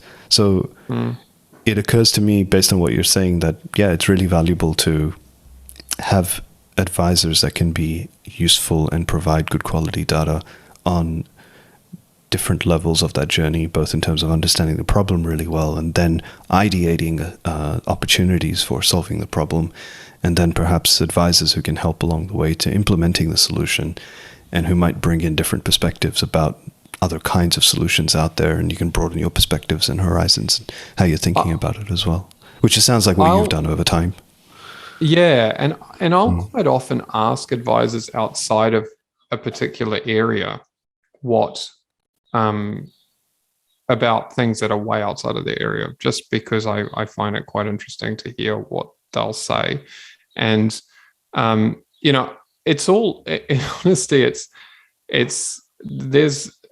I'm still very much kind of just building it as I go with things. Like I don't know whether that ever stops in life, but it hasn't stopped for me, that's for sure. So I've definitely gone through periods of, feeling like I'm really confident, I know exactly what I'm doing, and then losing that completely, and then suddenly starting to feel confident again, and then losing that completely. And I think that seems to be a pretty normal thing. And I've actually discovered that confidence is more often a symptom of naivety than it is of actually knowing really what you're doing in a lot of things. I do lots of different things. So for me, it is. For some people who just specialize in one area, it probably wouldn't be. But I move from, specialism to specialism all the time. And I'm very good at knowing a little bit about a lot of things. And some things I know pretty well, but but I was going to say, in response to what you said before, some organizations will just have a list of people on the site, and I was mindful to make sure that we went beyond that it was actually, it wasn't just about credibility. There was certainly an element of, like, we wouldn't have asked to put their profiles up if that wasn't part of it. And they're not all up there either. We've still got some others to add, but I think it's also okay if you're only contacting some of them rarely, because it depends what you're doing. Like, there's some, when we're doing a particular program, there'll be, like our poor sociology advisor, she's like constantly inundated by me, I feel like, because of the stuff that we're working through at the moment. And then when we do another program, it'll be another one that's getting hounded. I remember as the ecotoxicologist in the beginning, I felt like I was calling him too much. And you always sort of feel bad about, well, I did, because we never paid anyone on the advisory board. And I'm just one of those people who feels bad about things all the time. But I think, so I just wanted to add that I don't think it's like, don't feel like you should be always contacting them. I'm on the advisory board of an organization called Trio, and in the beginning, they were contacting me quite a lot about things, and but as they nutted it out more and more, I was very clear with them in the beginning that, once things got very commercial and going down that route of raising capital and all of that, I was not the right person. I said, I will be giving you the opposite advice to all the other advisors, I guarantee you. And basically that, I think, is what happened. And they haven't lost their integrity as an organization at all. They've done really, really well, but I'm just not the right person to be advising them on that, because I try and push them in a very different direction to that. But they have, they're in a totally different space, and they want to change things, and that's the way that they can change them, and that's really good. So anyway, what I'm kind of getting at with that is that I'm that there might be a point where one advisor is valuable for a stage of the organization, and then another one comes in. So I know that advisory boards are generally like 7 people or something, or 10 people, but I would have 100 people if I could. Like, I am not fussed on how many there are. The more, the better, in my opinion. Yeah, and I think sometimes that's a little bit of a confusion as well that people have about saying, well, is there a difference between an advisory board and having a list of advisors? So if I'm building an advisory board, do I need to get them together on some regular cadence, or can I just simply have a board that's virtual distributed, not necessarily coming together? It's just actually a database of advisors that I can tap into. And my advice, it sounds like, is pretty much what your approach is as well, that just because you're calling it a board doesn't mean that you have to get them in a boardroom and have a collective conversation with them. You could do that as well if it's purposeful, and there's a point to it. But the point is to have a commitment to always be thinking beyond your own individual brain, so that you can extend and leverage the, as you said, to use that term again, good quality data feeding in and coming in to help you understand the problem better, help you ideate better, and help you solve better. Absolutely. And another really interesting aspect of them, which I might just add, because it really drives home the human element of all of this. If these amazing people that are just so knowledgeable in their area, if you actually cross over their areas and you start asking them advice on someone else's specialism, quite often you'll see that there's and if any of them are listening, I really don't mean this in an objective way, so sorry how objective this sounds, but quite often you'll see that there's just a narrative in the areas that aren't their discipline. So they know this area so well, and then as soon as it's some other space, they'll tell you, what makes sense to them based on the experiences that they've had, and the friends they've got and the conversations, because that they're not specialists in it. So the thing that made me realize was, just how human we all are, no matter how much we know we know solidly in a particular area. In other areas, we're just doing the same. And I think, to me, that's given me the definition of an uninformed person is sort of someone who just has a narrative on everything that they've created themselves, that they might think it's 100% true. But it's kind of left me with no narrative. I think I can't remember whether I was telling you this, Dev, but I was telling someone the other day that because I kind of have, I get all these different sources of data on all these different things, the narrative I had on all of these different issues that we're facing just slowly shrank and disappeared. And I feel like there's not really much room for a narrative that and I think that's where the depression came from, because you sort of, if you don't know, like you can just sort of tell yourself things in certain areas and think, oh yeah, that makes sense, that's probably what's happening. But once you start getting good data from all different areas, what's left for you to kind of make up is less and less and less, and that can be a pretty uncomfortable thing to deal with sometimes. But yeah, that's profound. It's really made me take pause and think about how you collect different pieces of narratives from others, and it can prompt you to let go of your personal stories. In a sense, if you're open to it, sometimes it just sometimes you just really want to push in the other direction as hard as you can and be like, no. I don't know whether it ties in with ignorance is bliss. I was going to say ignorance is bliss. I think there's some sort of crossover there or something, but it's just been an observation that I had, and it's been like, you asked before about perseverance. I have been on the brink of throwing everything away so many times. The number of times I've just said to my wife, right, that's it, let's just like pack everything up and go to the hills, and let's just like give the kids the best upbringing possible, and fuck what happens next. Sorry, but yeah. And she's always the one, like my wife very rarely compliments me on anything. She always knows right when I'm on the brink of just burning it all.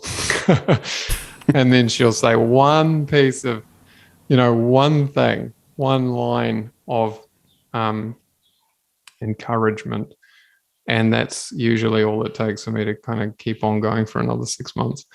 Wow. Sounds like the most important member of your advisory board right there. She certainly is. And she knows just when to do it too. She never does it too early. I'm always thinking, come on, now, like, give me something. Yeah, so I guess why I'm saying that is if you're constantly wanting to throw it away, like, in my opinion, that's fine too. It's just, again, part of the journey. And if you're doing anything really, really meaningful, and maybe you're not doing I mean, like, I think it can happen when you're not doing anything meaningful, but if you're doing something meaningful, it will always happen. So it doesn't mean you're doing something meaningful. That's probably quite a confusing statement, but if you are, you will experience the whole throw it away thing, because that it's just these problems that we face it's complex and it takes ages, and there's no room for there's no room whatsoever for comparing yourself. That's actually something that's just dawned on me now talking to you, is I let go of comparing myself to people about 4 or 5 years ago completely. Like, I don't even occasionally think, oh, this is where this person's at, and we started, that used to be a regular thing for me. I would just go, all the time. But I don't think I could even remotely have got to where we are if I was still comparing myself to anyone. It just wouldn't.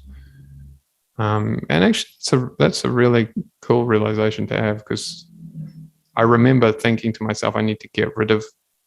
There was kind of this epiphany that I had on how they were just so destructive. Comparisons were just so destructive, because when you look at a comparison for, like, what some sort of statistical comparison would be or something, who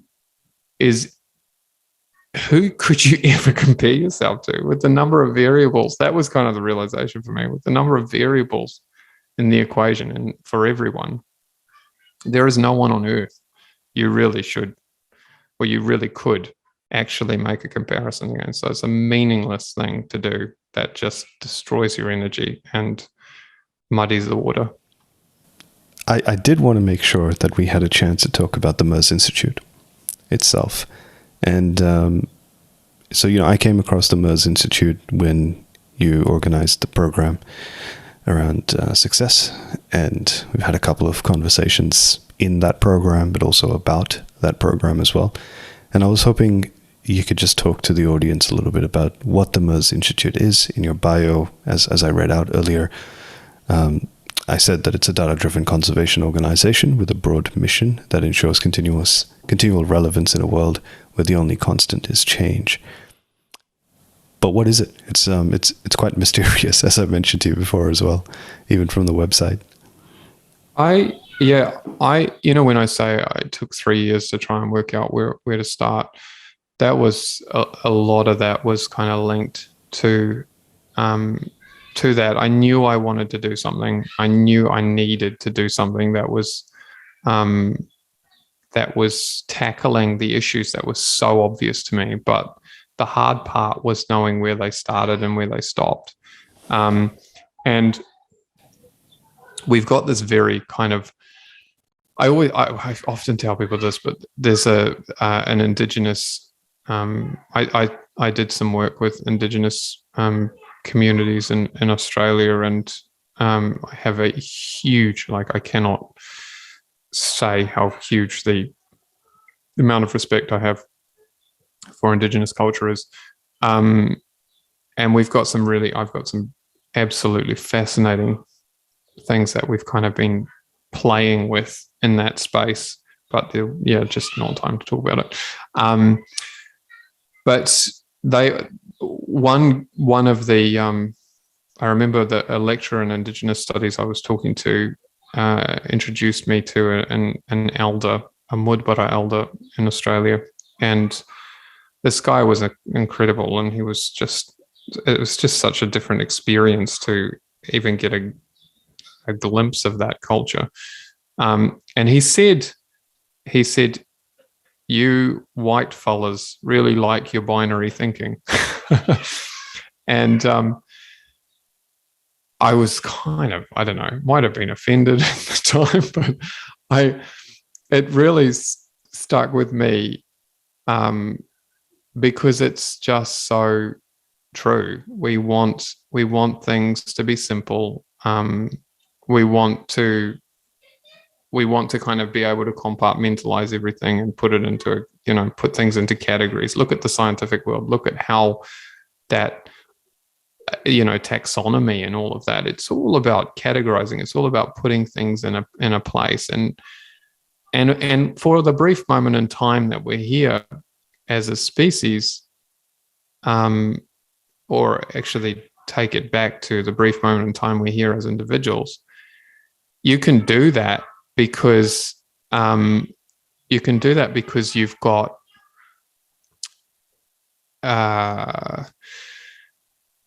because it's such a on an evolutionary time scale, they'll stay within those categories. And even sometimes we see things moving. Like I think it was I mean, I don't know the particular reason for this change, but I remember the bobcat was moved from Felis rufus from memory to Lynx rufus or something as its scientific name. So, they're always changing things based on the categorization.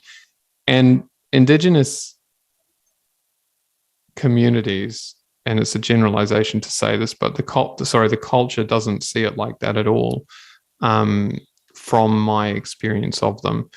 And we really need to move away from that, I think. And what I'm getting at with this whole big, long kind of way of getting there, is that these problems don't start and stop really in very clearly defined ways. I genuinely think that so many of the issues that we're seeing now from a climate perspective have a tail that extends beyond what we could even imagine, because of the interconnectedness of everything in the natural world and the way that it truly operates.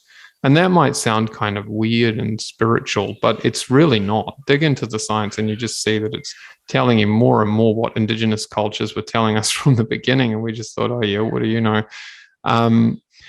And so finding where that started, where those problems started and where those problems stopped was huge. Like if you see, and getting to the core of that is really, really complex. And am I at the core of it? On some of them, I think we're getting close. On others, I've got no idea. I've got absolutely no idea, and I probably can't tell you for 4 more years. But I think I wanted the Institute to encompass all of that. I didn't want it to be this thing that was going to be there for a moment in time, and then it, its purpose was irrelevant because we solved that problem. I wanted it to be something that that would actually be a force for good for a long, long time, potentially. My kids might be like, well, stuff that, I'm not doing that.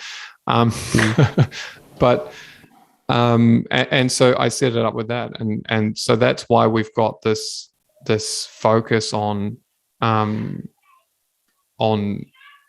being a constant throughout all that change and addressing new problems as they come up.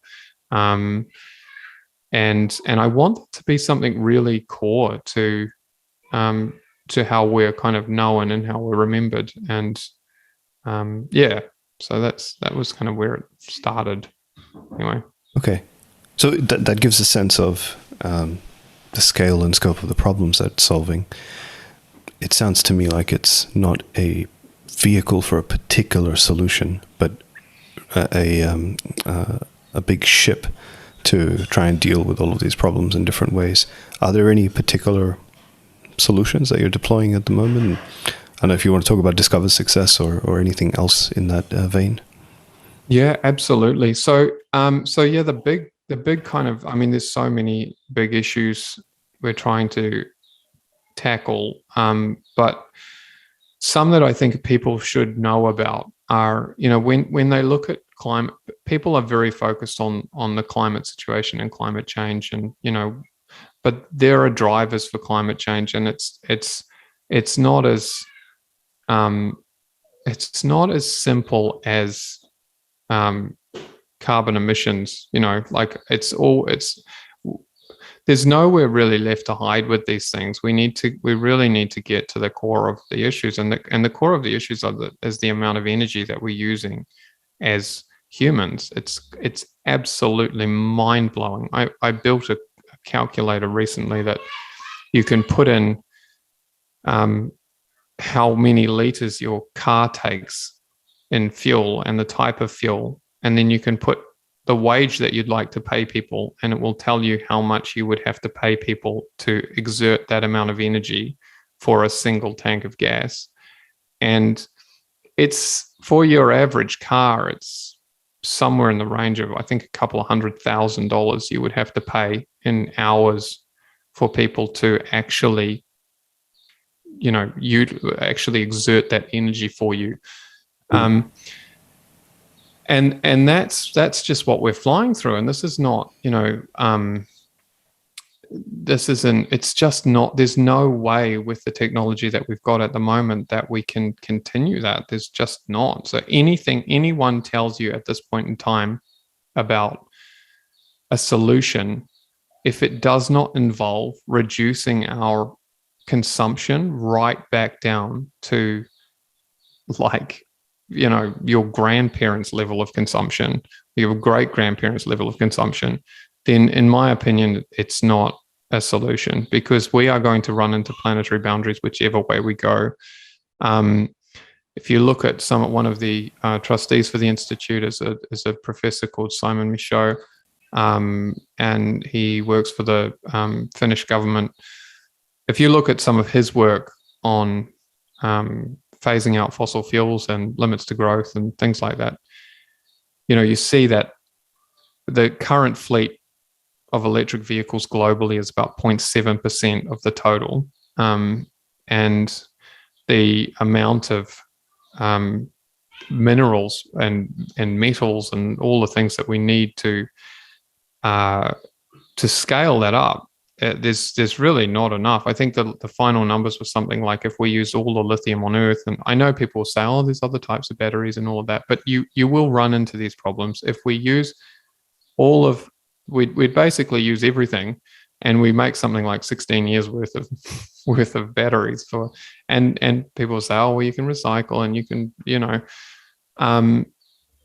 but they're just not viable solutions. And you've got to remember that under the current model, we want growth all the time anyway. So,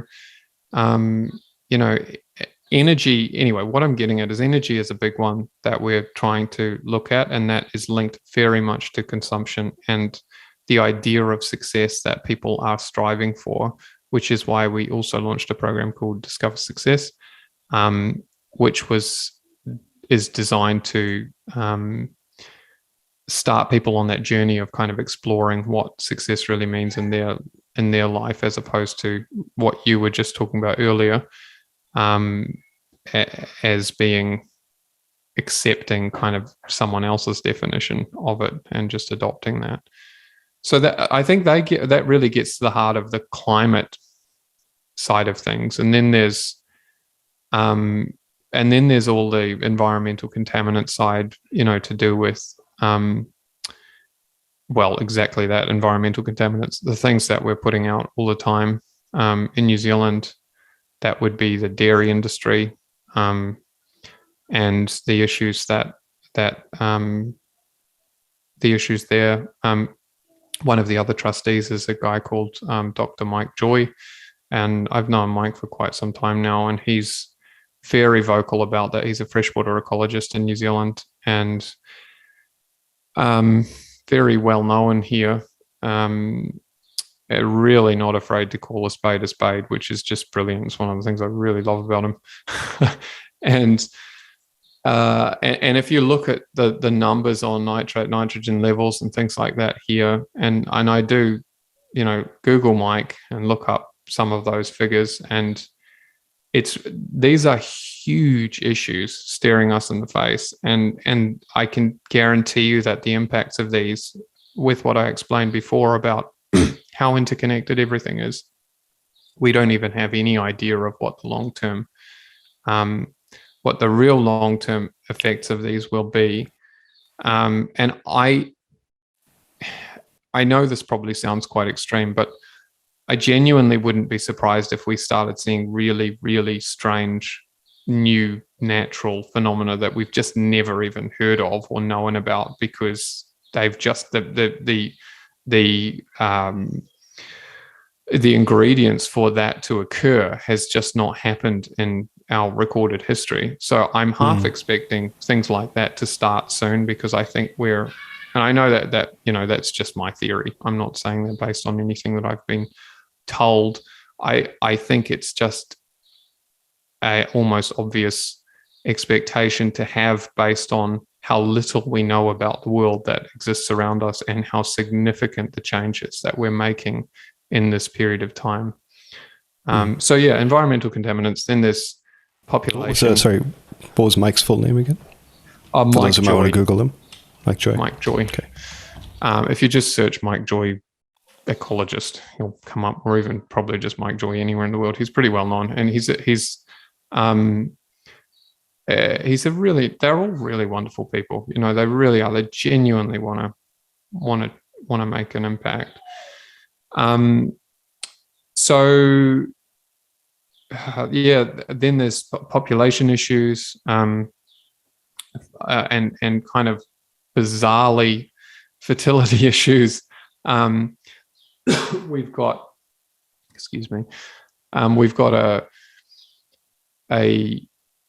like fertility rates of the last 50 years have been dropping at over 1% per annum. And there's a fact that I always tell people about, how your average 20-something-year-old American girl is now less fertile than her grandmother was at the age of 34, I think, or 35.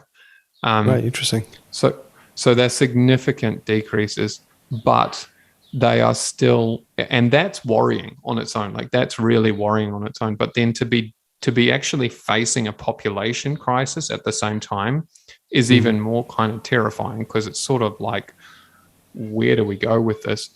But the population side wins out, in my opinion, and in the opinion of the advisors that we've spoken to about it. And I think we need to really tackle energy use, consumption, and population. And energy use comes into, that's just consumption, really. So they're kind of the obvious ones. And then there are a number of others that are like insect biomass decline and things like that.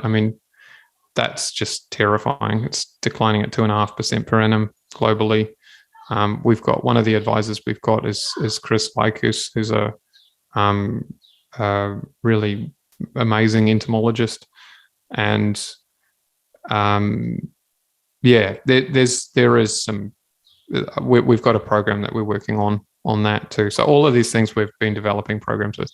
And then the last one that I'll quickly mention is to do with resilience, and that's one that I'm personally very passionate about, and it's something that's concerned me for a long, long time. And it's basically boils down to the fact that, I know I was raised by two very religious people, so even though one was a Catholic and one was a Protestant, but they both agreed about the only thing they agreed on really was that we're not animals, we are something special and something different, and that never sat with me. Google the digestive system of a chimpanzee, and or anything. I mean, you just think about the complete absurdity of some of these things when you actually take the normality of how we perceive it as normal, and you think about like a nipple or something, and you just think, how bizarre is that? And then, here are all these warm-blooded things that all have nipples. And to me, that kind of, I don't know, to me, it's just far more likely that it's just a narrative we've been telling ourselves. So in that sense, I have a real concern about our future as a species. We are primates that essentially don't know how to live in our natural habitat at all anymore. And that's happened very, very quickly. And not only that, the knowledge that we used to hold and pass between, from generation to generation, or at least have in books at home or nearby, is no longer stored anywhere accessible without electricity. If you look around you, and your local supermarket usually around the world holds about a day and a half worth of food.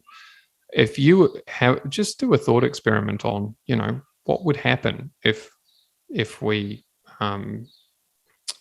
something was disrupted globally, which can happen. Look up coronal mass ejections or things like that. They might seem unlikely to happen, but the scale of what the significance of what they mean is really quite extreme. So there's that resilience piece, and that's a really, really big one. We've been working on that, and we haven't got anything really to show for it yet, aside from a sort of a framework that keeps expanding. But I think all humans need to be thinking about their relationship to the natural world, their knowledge of it. Where do they get basic things? Where can they get basic things if infrastructure fails? Where can they get water? How can they know what plants are edible? And these are things that we should know and have reinforced over and over again as primates. As long as we are primates on a natural planet, that needs to be second nature. It should be nature, but I'll take second nature. And right now, for most people, it's not even achievable. Or it's not even remotely on their radar. So that's it, really. Well, thanks for the reminder that I am a primate. Yeah, sorry. That's as you promised on your LinkedIn profile. Yeah, exactly. That's super inspiring. I've taken a bunch of notes based on what you said that I am itching to Google, and I'm sure a lot of others are as well. On that note, and to wrap up, Joseph, if people want to find out more about what you're up to and the work generally, and potentially even get involved with the mission of the Merz Institute and everything else that you're doing, where can they go? How can they do that? So they can go to Merz Institute, MERZ. It doesn't have a T in it. It's German. So MERZ Institute.org, and that's the site. Otherwise, I'm happy if you've got, look, I'm open to all sorts of things. My email address is joseph@merzinstitute.org. And if you've got something that you think is, brilliant and going to help in any of these things, or anything that's hugely burning for you, absolutely get in touch, because we need all hands on deck, I think, at the moment. All right. I wouldn't be surprised if you hear from some interesting people, but I'm looking forward to keeping an eye on the journey and contributing however I can as well in the coming days, weeks, months, and years. Joseph, thank you so much. It's been a real pleasure. Is there anything you'd like to say to the audience before we wrap up? One last very quick thing, which is I know that in these sorts of things, I'm not the best talker, but in these sorts of scenarios, it often seems externally like it all has sort of flowed and been simple and naturally progressed and all sorts of things like that. And I just want to reiterate, that no matter how much it seems like that with whatever I say or whatever you hear from me now or previously or in the future, it is not like that in my life at all. It has been a real journey, and I think the only reason I've been fortunate with it is because I've stayed so open to potential solutions and exploring things and doing hard work internally. So if you're having a really tough time getting anywhere with any of it, anything that you're doing, that is so normal in my opinion. And no matter how good some of it might sound, it's that struggle is, I think, ever present. So that's all I want to say. Thanks for making it to the end of this episode. You'll be able to find the show notes and more at my website over at leadbydesign.show. I really hope you enjoyed this, and if you did, then I have a request for you. Subscribe to the podcast wherever you're watching or listening to it, and share this episode with someone directly who you believe would benefit from this conversation. Thanks for listening.